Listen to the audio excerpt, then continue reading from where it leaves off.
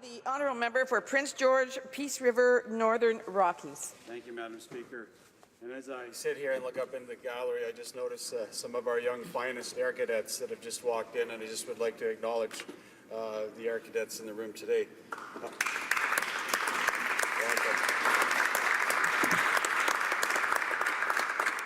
I just would like to talk about 4 issues that I have, I guess, with the process and with the current legislation. The notwithstanding clause I'd like to bring up compelling, deeming, and a free vote. The notwithstanding clause, I'll start with that, Madam Speaker. I think a lot of us, especially on this side, I think we're a little bit frustrated that the Supreme Court struck down the law of the land that basically said it wasn't adequate to deal with this particular issue. And I guess I just would argue that this body represents 30+ million Canadians, and that we're the ones that make the laws in this country, Madam Speaker.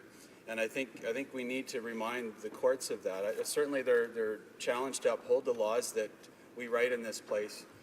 But when I see the wringing of hands from the other side that we're down to this deadline, it's so imminent, I would just like to challenge them that we are the body that makes the laws, not the Supreme Court. Second, I'd like to just talk about compelling. And I'll read a couple of the amendments proposed by a colleague of mine.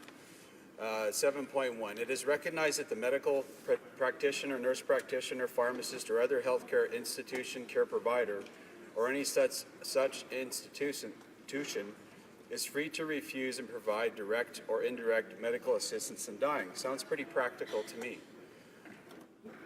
2, no medical practitioner, nurse practitioner, pharmacist, or other healthcare institution, care provider, or any such institution, tongue-tied today, Madam Speaker, shall be deprived of any benefit or be subject to any obligation or sanction under any law of the Parliament of Canada solely by reason of their exercise in respect of medical assistance in dying. And I guess what I'm getting to, I won't continue to read, but just compelling one to cause someone else to die. And it was brought up to us by a member of this chamber who is a medical physician. And this particular medical physician actually said, the medical physician isn't the actual individual that actually performs the action. Often it's going to be a nurse or it's going to be some other medical staff that has to perform the actual act of taking a life. And I guess that's where I get really concerned. I just talked to somebody walking up to the Hill yesterday. I talked about my argument with C-14 about the compelling side of things. And he was actually supportive of making physicians and nurses perform the action of ending someone's life, regardless of what their moral beliefs are, regardless of what their religion is, etc. And that deeply concerns me, because that's where I think my honourable colleague in the NDP just mentioned, without bringing this to the Supreme Court, if we're going to put in amendments, without getting their sign-off on this, my concern is that some practitioner who chooses to refuse to actually enact an order to put somebody out of their misery and end their life will come before the Supreme Court, and they will have to go through the legal expense, go through all that grief just to stand up for their beliefs because the legislation doesn't adequately protect them. Huge concern for me and my constituents. I'd also like to talk about, as I've talked about before in this place, about deeming. But I don't think I did a good enough job the first time in explaining what deeming really is and really what it gets to. It's page 12 and 13 of the actual Act, C-14, and it's in relation to the Pension Act. And I'll read the actual clauses. For the purposes of this Act, if a member of the forces receives medical assistance in dying, that member is deemed to have died as a result of the illness, disease, or disability for which they are determined to be eligible to receive that assistance in accordance with that paragraph.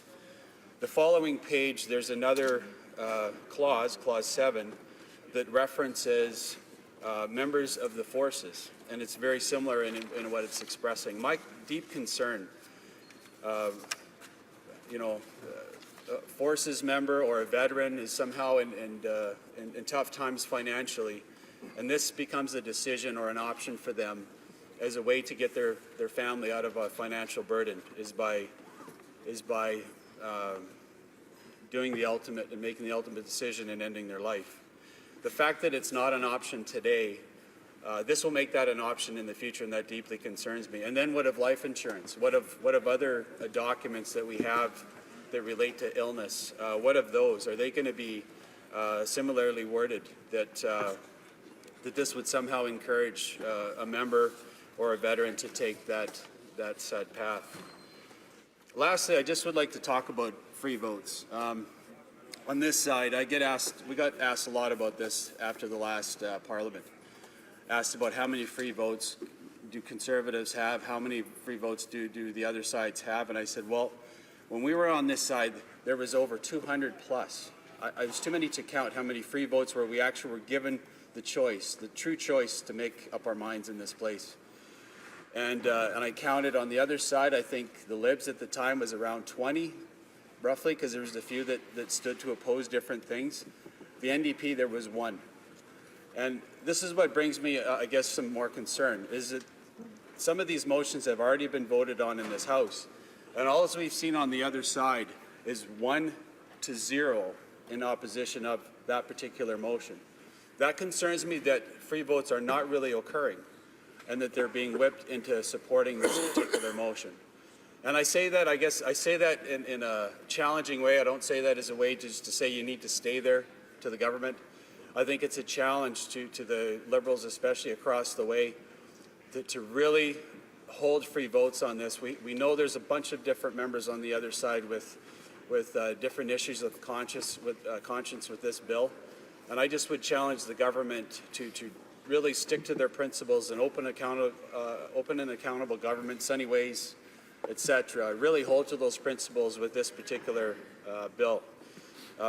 As my colleague said from Caribou Prince George, this is going to be the defining piece of legislation that comes out of this Parliament.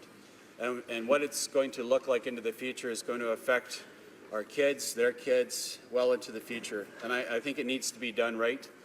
And as another member, as I referred to from the NDP, we need to make sure that this law is going to hold up in court, in Supreme Court, in the laws of the land.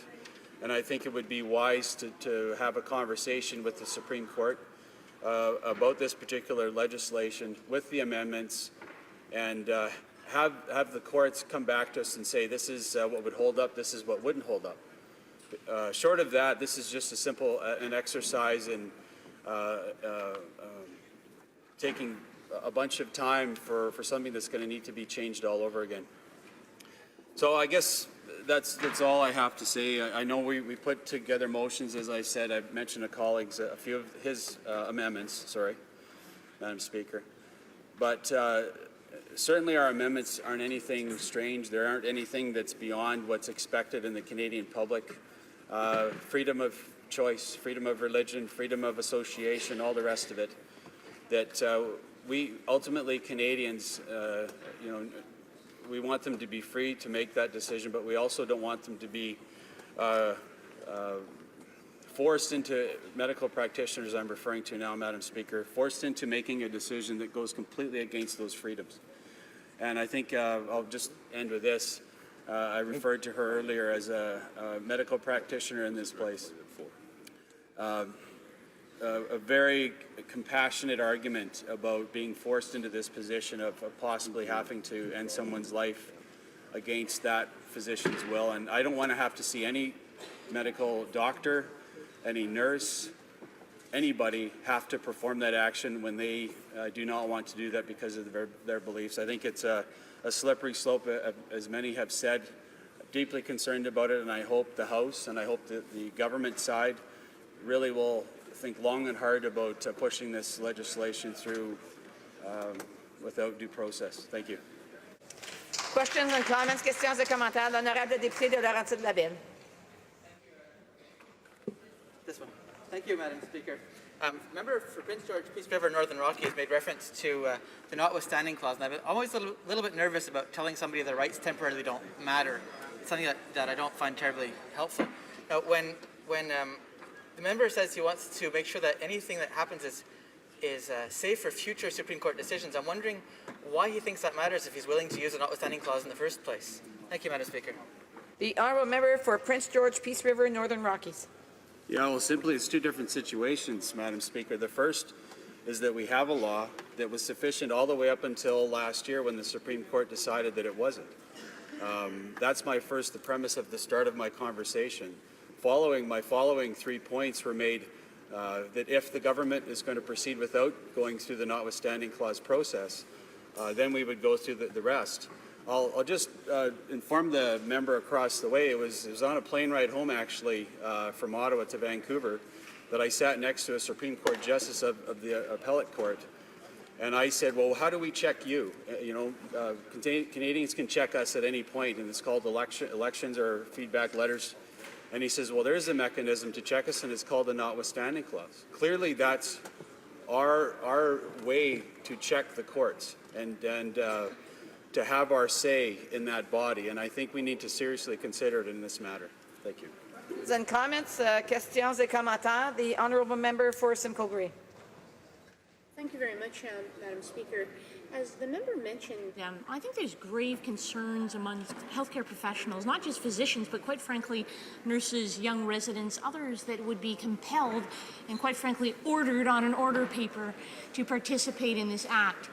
Currently, the legislation as outlined really does not provide protection for those that choose not to participate. And that's not just about physicians, that's about nurses and young Canadians who have become residents, young Canadians who are participating in the healthcare field. I'd like to ask the member his thoughts with respect to how those individuals could be protected, because right now this legislation protects one group of healthcare professionals, but quite frankly doesn't treat the other group fairly. The honourable member for Prince George, Peace River, Northern Rockies. Thank you, Madam Speaker. I'd like to thank my colleague for that question.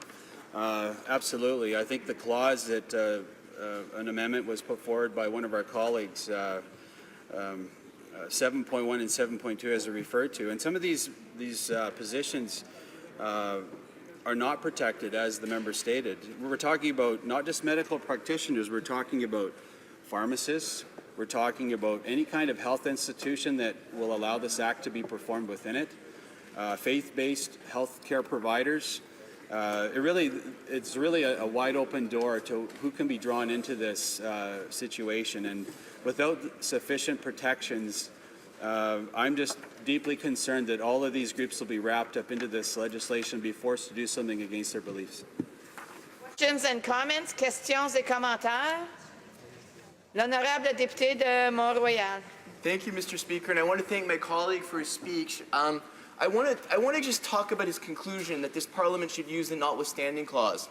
I want to say, Mr. Speaker, I come from the province of Quebec, and when I was 18 years old, the province of Quebec used the notwithstanding clause to ban English from commercial signs. And it enraged me, Mr. Speaker, and it enraged our community. And for me, Mr. Speaker, no matter how passionately the honourable member feels about a subject, the use of the notwithstanding clause to tell a group of people who feel that their rights have been vindicated by the Supreme Court that suddenly you no longer have that right is not, Mr. Speaker, I think what the honourable member really should consider to be a fair and just solution. So I'd ask the honourable member, can you please look at that in light of the experience that I lived in Quebec, that my community lived, and please reconsider his views. Honourable member for Prince George, Peace River, Northern Rockies. Thank you, Madam Speaker. I'll just clarify one thing. I finished with the free vote from the government. That's actually was my conclusion, was that the opposite side talks about open and accountable government and a new way of doing business here in Ottawa, and yet free votes, I question whether they're really occurring on the other side. Just by the numbers that oppose any government legislation. Usually on our side we'd have anywhere from 1 to 10, 15. There were honest free votes in this House. And I just would challenge the other side to have a free vote on this on their side. And prove it. I know there's diverse views on charter this rights, other you side. said I'd you like would to see vote it. as a caucus. Thank you.